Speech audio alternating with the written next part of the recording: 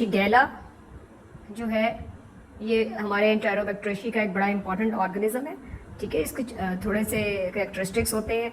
Shigella जो है सबसे पहले सबको पता होना चाहिए ये non lactose fermenter group of enterobacteriaceae में होता है, ठीक है। नॉन लैक्टोज फर्मेंटर है तो उसका मतलब है कि इसकी पेल कलर की कॉलोनीज होती हैं किसके ऊपर, मैकॉनकीज के ऊपर, ठीक है। मैकॉनकी एगार के ऊपर इसकी पेल कॉलोनीज होंगी। ग्राम नेगेटिव रॉड है, यूरिएज सिट्रेट नेगेटिव होता है और ट्रिपल शुगर आयरन के कैरेक्टर आपको पता है बहुत इंपॉर्टेंट होते हैं। तो जो ट्रिपल शुगर आयरन आपका बायोकेमिकल मीडिया है उस पर इसकी ये नॉन लैक्टोज फर्मेंटर है तो इसकी रेड स्लांट होती है, ठीक है, अल्कलाइन, और ये येलो इसकी बट होगी और गैस और H2S नहीं होती। ये प्रैक्टिकल कॉपीज में से भी देख लीजिएगा आप इसकी जो पिक्चर्स है, ठीक है।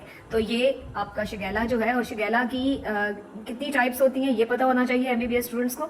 शिगेला डायसेंटेरी होता है एक, शिगेला डिसेंटेरी, शिगेला फ्लेक्सनेरी होता है जी हमारा, शिगेला बॉयडी होता है और एक होता है शिगेला सोनी। तो सबसे ज्यादा लेकिन जो है शिगेला डेसेंटेरी होता है। ये सारे नॉन लैक्टोज फर्मेंटर होते हैं एक्सेप्ट शिगेला सोनी। ये बहुत एमसीक्यूज में आता है। जो शिगेला सोनी है ये लेट लैक्टोज फर्मेंटर है। लेट लैक्टोज फर्मेंटर का मतलब ये है कि उसकी जो मैकॉनकी के ऊपर कॉलोनीज हैं, अगर उसको मैकॉनकी पे आप इनक्यूबेटर में रहने दें तो 48 to 72 आवर्स के बाद कॉलोनीज पिंक हो जाती है, तो लेट लैक्टोज फर्मेंटर, ठीक है। अच्छा, अब शिगेला करता क्या है? शिगेला जो है जी ये डायसेंट्री करता है। डायसेंट्री पेचिश होती है और आपका जो डायरिया है उसमें ब्लड और म्यूकस भी साथ आता है, तो उसको ये डिफरेंस होता है डायरिया और डायसेंट्री का, ठीक है।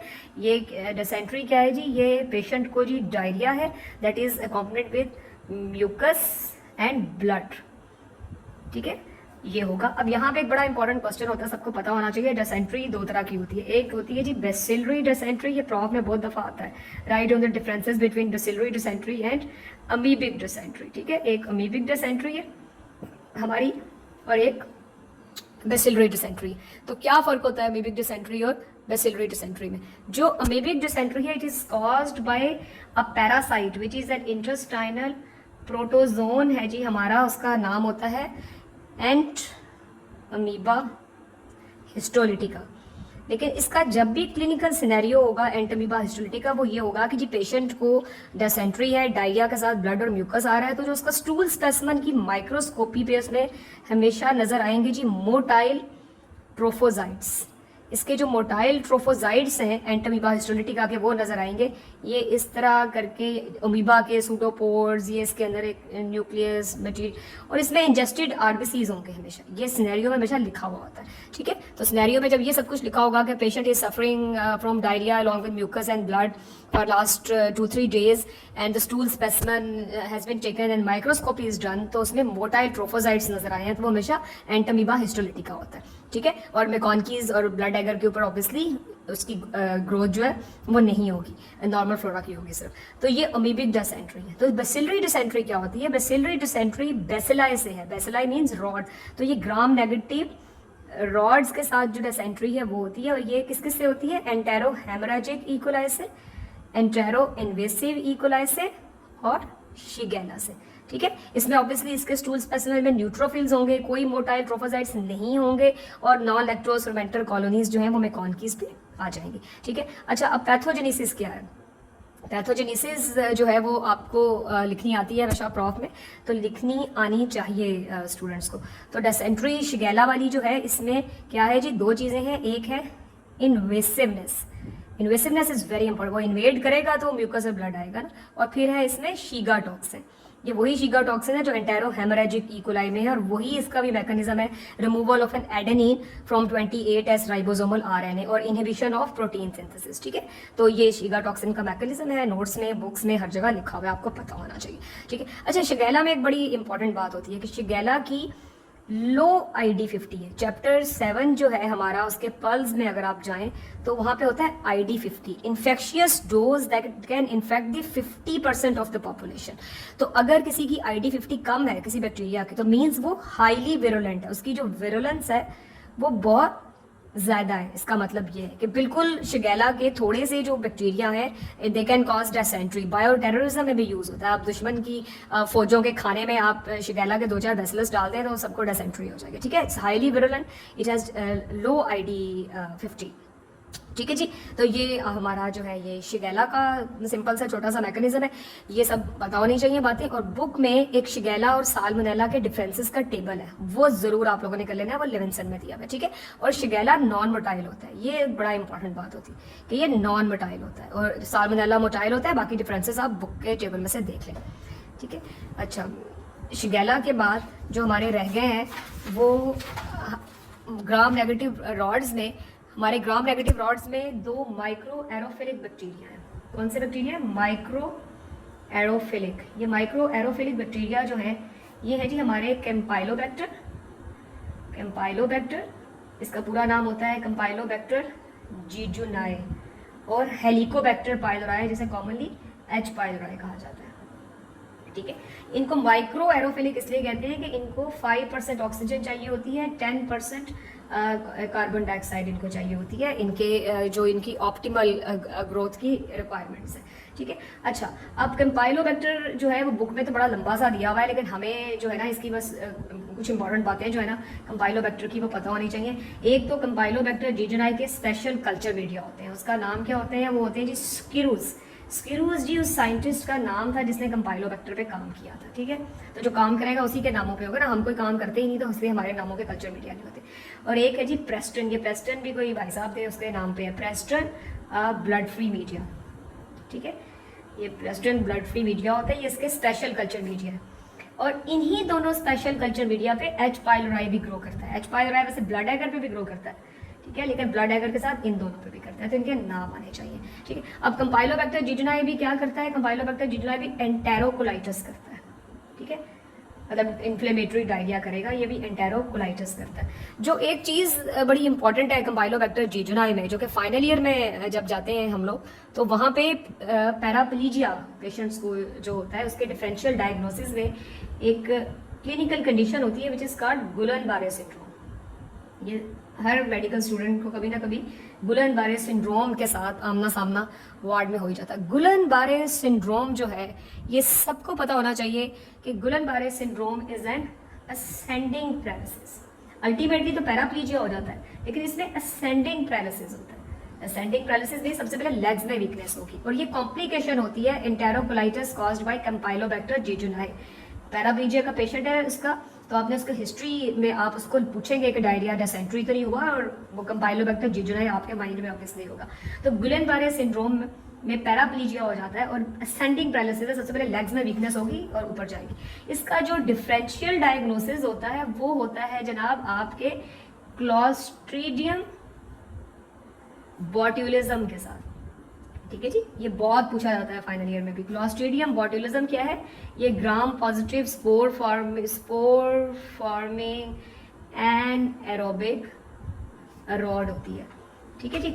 ये क्लॉस्ट्रीडियम बॉट्यूलिज्म, और क्लॉस्ट्रीडियम बॉट्यूलिज्म में बॉट्यूलिज्म होती है, ठीक है। ये तो सबको पता ही है कि बॉट्यूलिज्म हो जाती है, तो वो हनी खाने से बच्चों को और कैंड फूड खाने से बड़ों को। लेकिन क्लॉस्ट्रीडियम बॉट्यूलिज्म में जो फ्लैसिड पैरालिसिस होता है, ठीक है, इसमें होता है फ्लैसिड पैरालिसिस, टेटनस में स्पेस्टिक होता है। तो ये जो फ्लैसिड पैरालिसिस होता है क्लॉस्ट्रीडियम बॉट्यूलिज्म का, ये होता है डिसेंडिंग पैरालिसिस। ये डिसेंडिंग पैरालिसिस है, मींस पेशेंट के सबसे पहले आईज में डिप्लोपिया हो जाएगा, रेस्पिरेटरी इश्यूज होंगे, इसको कोई डिस्फेजिया होगा, ये डिसेंडिंग पैरालिसिस होता है। तो ये एक बहुत क्लिनिकली इंपॉर्टेंट बातें हैं, ये पता होनी चाहिए, ठीक है। अच्छा, अब कैम्पाइलोबैक्टर तो बस हमें इतना ही पता होना चाहिए। एक दो बातें और हैं, ये क्या लगाते हैं? परिंदे, घास नहीं कहना इसको, ठीक है। इसकी जो अपेयरेंस होती है तो ये ग्राम नेगेटिव रॉड है, but they are curved gram negative है, सीगल अपेयरेंस। ये बहुत प्रॉफ में भी आ जाता है एमसीक्यू। ये जिस तरह परिंदे उड़े होते हैं ना समंदर के किनारे, जैसा सीगल उड़े, तो ये सीगल अपेयरेंस होती है कैम्पाइलोबैक्टर जीजुनाई की। अच्छा, ये तो हो गया जी हमारा कैम्पाइलोबैक्टर। अब कैम्पाइलोबैक्टर के बाद हम खत्म करते हैं हमारा हेलिकोबैक्टर। हेलिकोबैक्टर बहुत इंपॉर्टेंट है जी, सबको पता है हेलिकोबैक्टर जैसा टाइफाइड, मलेरिया, तो इसी तरह गैस्ट्रिक अल्सर्स सबको ये होते हैं। हर डॉक्टर के पास पेशेंट्स आना है गैस्ट्रिक अल्सर का, तो एक सबसे कॉमन काज जो गैस्ट्रिक अल्सर की है वो है एक बैक्टीरिया एच पाइलोराई, जो कि स्टमक में रहता है, और स्टमक में ये रहता है और आपका गैस्ट्रिक अल्सर्स कर देता है, और ये एक कार्सिनोमा भी कर देता है। ये बड़ा खतरनाक होता है, इसे कहते हैं malt. Mucosa associated lymphoid tumour, 90% association है इस कैंसर की एच पाइलोराई के साथ। माल्ट कहते हैं म्यूकोजा एसोसिएटेड लिम्फाइड ट्यूमर। तो एच पाइलोराई जो है ये कॉलोनाइजर है स्टमक का, और ये डेवलपिंग कंट्रीज में जो है ये एक्वायर हो जाता है कंटेमिनेटेड फूड और कंटेमिनेटेड वाटर से। अब ये प्रॉब्लम में बड़ा आता है कि ये स्टमक की एसिडिक एनवायरनमेंट में सर्वाइव कैसे करता है। ठीक है, एक तो ये डीप डाउन म्यूकोजा में रहता है। ठीक है, म्यूकोजा की जो लाइनिंग्स, म्यूकोजा की लाइनिंग्स के अंदर छुप के रहता है, इट लिव्स देयर। ठीक है, अच्छा मोटाइल होता है, मोटाइल होता है, घूमता फिरता रहता है वहाँ पे उसकी लाइनिंग्स के अंदर। और ये इसके अंदर सबसे इंपॉर्टेंट होती है कि H pylori is highly urease positive, protease urease positive है और ये भी हाईली यूरिएज पॉजिटिव होता है। तो ये क्या करते हैं कि स्टमक में से जो फूड पास हो रही है तो उसमें जो यूरिया कंटेनिंग फूड होंगे, तो ये यूरिएज इसका जो एंजाइम है वो यूरिया को स्प्लिट करता है एमोनिया और कार्बन डाइऑक्साइड में। ठीक है, ऑब्वियसली इसको किस में कर देगा, एमोनिया और कार्बन डाइऑक्साइड में। तो एमोनिया की प्रोडक्शन से वो अपने इर्द गिर्द अपनी विसिनिटी में लोकलाइज्ड अल्कलाइन एनवायरनमेंट प्रोड्यूस कर देता है। तो this is how it survives there in the acidic environment of the stomach. ये इसकी पैथोजेनेसिस में भी ये सारा कुछ आता है। ठीक है, तो एच पाइलोराई का जो पेशेंट होगा उसको गैस्ट्रिक अल्सर्स होंगे, उसके एपीगैस्ट्रियम, पेन एपीगैस्ट्रियम, ये वर्ड आपने याद रखना है हमेशा। ठीक है, ये टर्म बड़ी इंपॉर्टेंट होती है, पेन एपीगैस्ट्रियम होती है उसको। ठीक है, ये खाली पेट भी इन लोगों को वो बहुत दर्द होती है, और ये सारी ज़िंदगी आपको ये इसके पेशेंट्स को आप देखेंगे। ठीक है, अच्छा इसकी डायग्नोसिस बड़ी इंपॉर्टेंट है जी। तो दो तरह के टेस्ट होते हैं, एक होते हैं नॉन इन्वेसिव टेस्ट, सबसे पहले मरीज़ की हमेशा नॉन इन्वेसिव टेस्ट ही करवाते हैं, और एक है इसके इन्वेसिव टेस्ट। ठीक है, नॉन इन्वेसिव टेस्ट का पहले पता होना चाहिए जी कौन कौन से हैं। इसमें एक पुराने ज़मानों का है जी यूरिया ब्रेथ टेस्ट, ये बड़ा प्रॉफ में पूछा भी जाता है। यूरिया ब्रेथ टेस्ट, इसमें होता है कि वो एक रेडियो लेबल्ड यूरिया का कैप्सूल पेशेंट को दे देते हैं, तो वो उसमें वो पेशेंट एक्सहेल करता है, एक स्पेसिफिक सी मशीन होती है उसमें, तो उसमें कार्बन डाइऑक्साइड का लेवल चेक कर लेते हैं। यूरिया ब्रेथ टेस्ट है। फिर एलाइजा कर लेते हैं हम चेक करने के लिए। एक बड़ा कॉमन टेस्ट होता है इसका स्टूल एंटीजन टेस्ट। ठीक है, और स्टूल एंटीजन टेस्ट की बड़ी इंपॉर्टेंस है कि स्टूल एंटीजन टेस्ट उसकी ट्रीटमेंट के रिस्पॉन्स को देखने के लिए भी करते हैं। ठीक है, पीसीआर तो हो ही जाता है।